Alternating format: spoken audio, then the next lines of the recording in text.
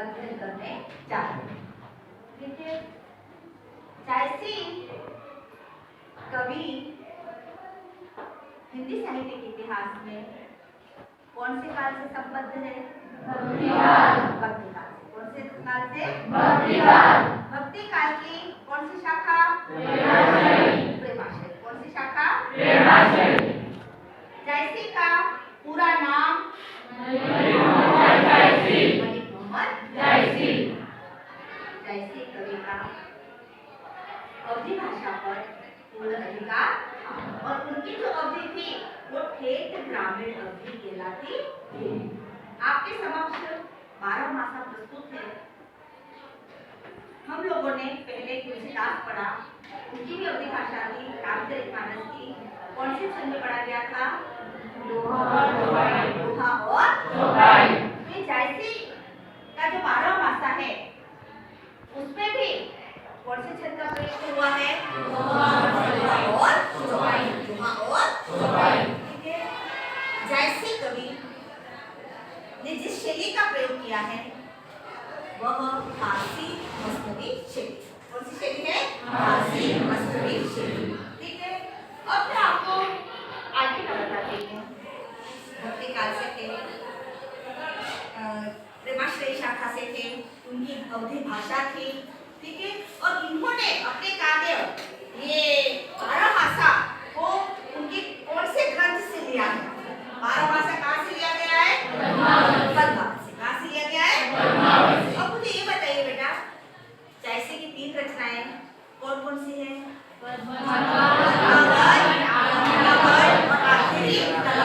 आखिरी कलाम। ठीक है, आपको कुछ पहले बता देती हूँ। चित्तौड़ के राजा रत्नसेन, जिनकी रानी नागमणि, रानी का नाम क्या था? नागमणि। दोनों राजा रानी में अथाह प्रेम था, लेकिन बीच में कभी सिंहलदीप की राजकुमारी जिसका नाम था पद्मावती, क्या था? पद्मावती। पद्मावती का आना होता है और राजा का पद्मावती पर मोहित होना होता है। राजा रत्नसेन अपनी रानी नागमती को छोड़कर पद्मावती राजकुमारी की तरफ आकर्षित होने लगते हैं, अपनी रानी को भूलने लगते हैं। और एक समय ऐसा आता है कि वह अपनी रानी नागमती को छोड़कर सिंहलदीप राजकुमारी पद्मावती के पास चले जाते हैं। उस समय की जो विरह व्यथा है रानी की, रानी नागमती की, उस समय की जो विरह व्यथा है उसका वर्णन 12 मासा में किया गया है। किसने किया है वर्णन? किसने किया है? मलिक मोहम्मद जायसी। ठीक है, नाम क्या है? 12 मासा। 12 मासा मतलब आप समझ जाओ 12 महीनों का वर्णन। इस माह में किस तरह की रानी को वियोग की अनुभूति होती है, इस तरह रानी वियोग में जलती है, इस सभी बातों का वर्णन है। आज अपन शुरुआत कर रहे हैं। ओके, मैंने पहले ही बताया है, छंद है दोहा और चौपाई। ठीक है, चौपाई के हिसाब से चौपाई गाई जाएगी और दोहा के हिसाब से दोहा गाया जाएगा। साथ में कठिन शब्दार्थ के साथ भावार्थ भी आपको समझना है। ठीक है, अपन ने तुलसीदास का अध्ययन किया है, कुछ ज्ञान आपको है, फिर भी मैं शुरू करती हूँ। यदि आप मेरे साथ गा सकते हो तो गाना। आया समझे? सिर्फ अपन एक एक लाइन का अध्ययन करेंगे, पहले एक एक पंक्ति का अध्ययन करेंगे, वही कंठस्थ जो चौपाई में चलता है। ओके, वही राग, वही मात्राएं। आया समझ में? यस। घर घर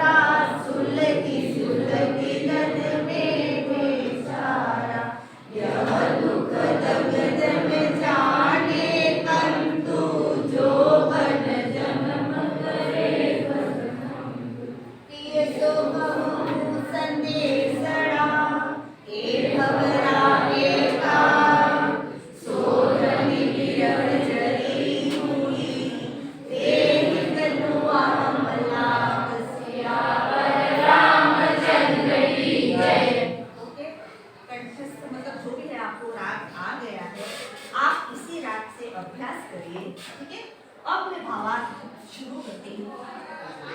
अब मैं भावार्थ क्या है एक एक शब्द को देखना बेटा, अवधी भाषा के एक एक शब्द को देखना, उसका अर्थ समझना।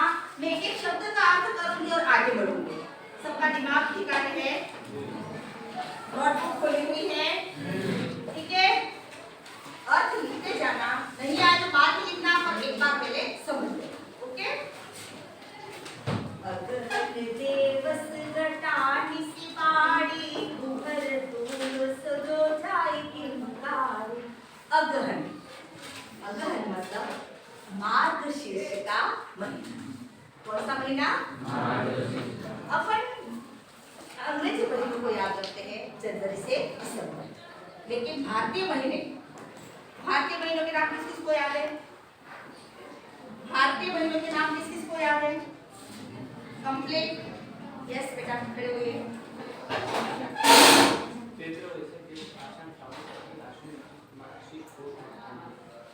ओके, समझ में आया? आया क्या आया? मार्गशीर्ष महीना कब आता है? कब आता है? जब सर्दी शुरू होने वाली, मतलब सर्दी शुरू होने क्या, सर्दी पड़ती है। आया समझ में? कौन से नंबर पे बोलो? चैत्र, वैशाख, जेठ, आषाढ़, श्रावण, भाद्रपद, बोलो अश्विन, कार्तिक, बोलो मार्गशीर्ष। कब आता है? कार्तिक के बाद, ठीक है? कब आता है? कार्तिक के बाद। कार्तिक में ठंड पड़ना चालू हो जाती है और मार्गशीर्ष में ठंड अच्छी शुरू हो जाती है। पोष में सबसे अधिक, ओके? और पुनः माघ में थोड़ी कम पड़ने लगती है और फाल्गुन अंतिम महीना है भारतीय महीनों का। ऐसे में वेरी गुड बेटा। अब अगहन का महीना आया। रानी नागवती कह रही है, अगहन देवस घटानी सिपाड़ी। जैसे ही मार्गशीर्ष का महीना आता है, देवस, देवस मतलब दिन, दिन घटने लगते हैं। घटा, निशी पाड़ी, निशी मतलब रात, निशी मतलब और रातें बड़ी, पाढ़ी मतलब बड़ी होने लगती। सबको पता है, सबको पता है सर्दी में, सियार में दिन छोटे, रातें लंबी। बहुत अच्छा दिया बेटा। नागमती बोल रही है वीरव्यथा में कि मार्गशीर्ष का महीना लग चुका है और दिन छोटे हो गए हैं और रातें बड़ी।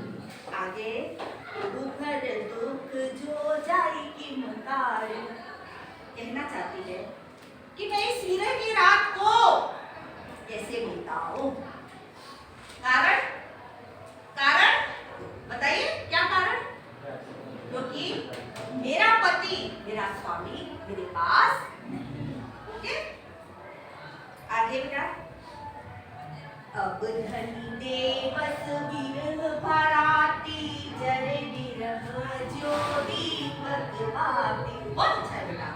धनी, धनी मतलब नागवती, धनी मतलब नाग। अब नागवती कहती है, अब धनी देवस विरह भराती, मतलब अब ये नागवती दिन और रात विरह में कैसे बिताएगी। यानी वो विरह की आग में जलती जाती है और नागवती है वह अपने प्रियतम के बिना, अपने पति के बिना दिन और रात इस तरह जलती है मानो यहाँ है जरे विरह जो दीपक बाती। मतलब जिस प्रकार दीपक में बत्ती जलती है, ठीक उसी तरह विरह में यह नागवती जल रही है। दीपक प्रकाश देता है लेकिन जलता कौन है? बाती। कौन जलता है? समझे बेटा? जिस तरह दीपक में बाती जलती है, ठीक उसी तरह ये रानी नागवती है वह अपने प्रियतम के वियोग में जलती। आगे, कापाहिया जनावासी तो पे जाई कोई संग पीऊ। अब क्या कहती है? मेरा हृदय कांप रहा है, मेरा हृदय कापाहिया, मेरा हृदय कांपता है। जनावा सीयू, और मुझे एहसास हो रहा है कि सीयू आ गई है। सीयू मतलब सियारा, सर्दी, ओके?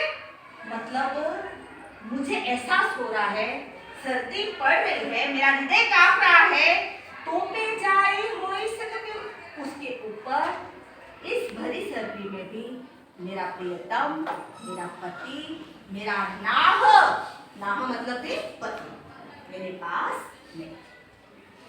ओके बेटा, आगे। घर घर चीर रचा सब काहू, मोर रूप रंग ले गयो नाहू। अब आया नाहू, नाहू मतलब पति, नाहू मतलब भी पति।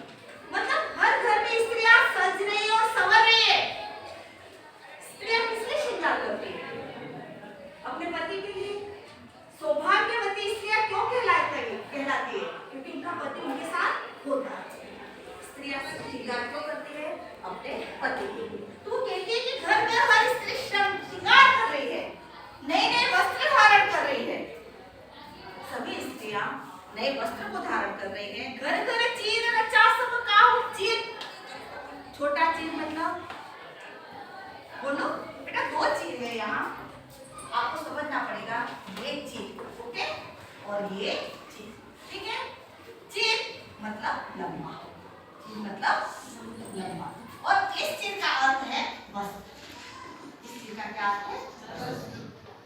घर घर स्त्रियां नए नए वस्त्र धारण कर रही है, कह रही है मोर रूप रंग ले गयो नाहू, मतलब मेरा रूप रंग तो कौन ले गया है? मेरा पति। मेरे पति के जाने के साथ, मेरे राजा, मेरे प्रियतम रत्न सेन के यहाँ से जाने के बाद मेरा सारा रूप रंग किसके साथ चला गया है? मेरे पति के साथ। आ रहा है समझ में? सौम्य बेटा आ रहा है? राहुल आ रहा है बेटा? हिरेन इधर से गर्ल्स में मनीषा आ रहा है बेटा? पीछे बढ़ो आगे, माथी आ रहा है, बढ़ो आगे, यस। पलटिन बहुरा गाजो बिछोई, अब तेरे पीरे रंग सोई। बहुत मस्त है बेटा, इतनी कठिन भाषा भी नहीं है। पलटी न बहुरा गाजो बिछोई, राजा रत्नसेन को कहती है कि मेरे प्रियतम ने मुझे छोड़ा है। इसके बाद बोलो आगे, आपको भी आता है। इसके बाद उन्होंने क्या किया है? पलटी न बहुरा, बोलो कुछ कोशिश करो जानने। Very good. पलट कर एक बार भी मुझे पुनः देखा नहीं। जैसे ही वो मुझे छोड़ के गए, लेकिन पलट कर पुनः वापस कभी लौट कर आए नहीं है। आगे है अब हो फिरे फिरे रंग सोई। अब कहती है जब भी मेरे नाम, मेरे पति, मेरे स्वामी, मेरे कंत लौट कर वापस आएंगे, तब कहीं जाकर बोलो बोलो मेरा रूप और रंग वापस आएगा। मैंने पहले ही कहा है, स्त्रियां किसके लिए सजती है? पति के लिए। पति छोड़ के गया मतलब स्त्री का सबसे बड़ा धन क्या होता है? उसका पति। वो सब कुछ चला जाता है। आ रहा है ना समझ में? आगे की लाइन, सियरी अगिन वेहिन गिर जारा, सुलगी सुलगी दग दे बेचारा। बहुत मस्त है बेटा। यहाँ पर लिखा है सियरी अगिन विरहिन गिर जारा, कि मैं इस विरह की ठंडी आग में सियरी अग्नि, यहाँ पर है सियरी अग्नि,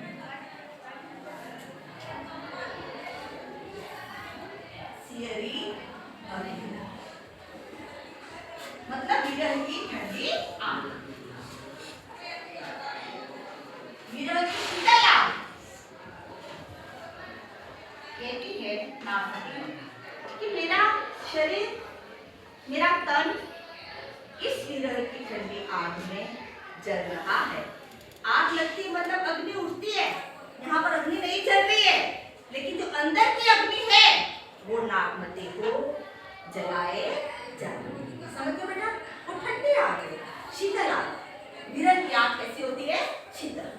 कैसी होती है? शीतल। वो बेचारे रो रो के किसको बताएगी? उसको तो सुनने वाला है, वो तो चला गया। आज अपना दुख कोई स्त्री बोलती है तो किसको बोलती है? अपने पति को। तो वो तो सुनने वाला है, वो तो चला गया। तो वो उस विरह की ठंडी आग में जलती है,